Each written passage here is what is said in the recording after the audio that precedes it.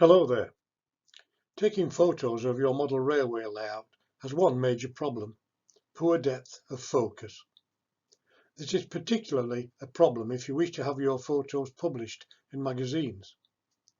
If you focus on a locomotive in the foreground, then almost everything behind it will be out of focus.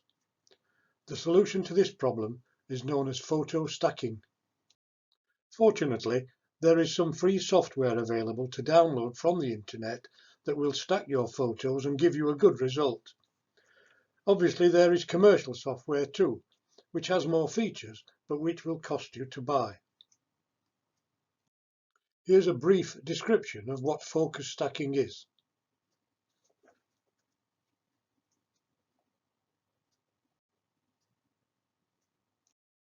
After trying my other cameras, I decided it was necessary to use an SLR digital camera like the one in this shot. I bought it on eBay. It's a slightly older model and they are very reasonably priced.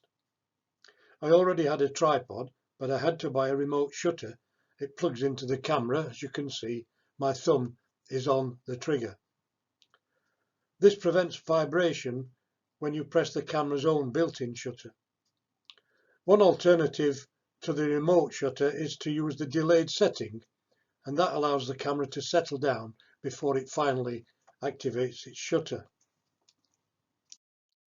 This is a photo of the camera's digital screen. The aperture is set at f/22 using aperture priority. I have focused to start with on the nearest distinct object, which is the switch stand. That's indicated by the white rectangle. I then proceed to focus on another object a few inches further away from me, for example one of the planks lying on the grass, and then after that the Jordan spreader machine, and so on. This is repeated until the camera is focused on the back scene, which in my case is about 3 feet away. Here are 3 photos. For example, if you were only taking 3 and wish to stack them, you can see the progression from focusing on the foreground right through to the background.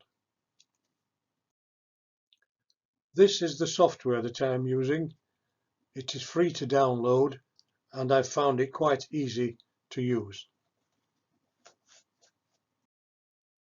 After opening the application, you begin the process by clicking on the New button.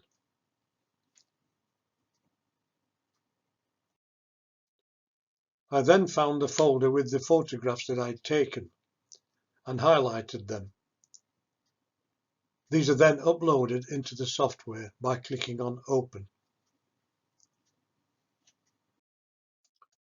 Once you've uploaded the photos, you simply click on the green Go sign on the toolbar and the software starts to work. Here's a screenshot taken as it was working away in the background.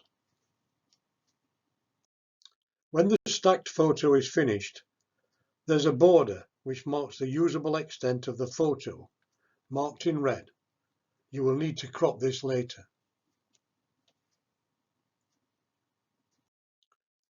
This is the result of cropping away the unwanted parts of the photo.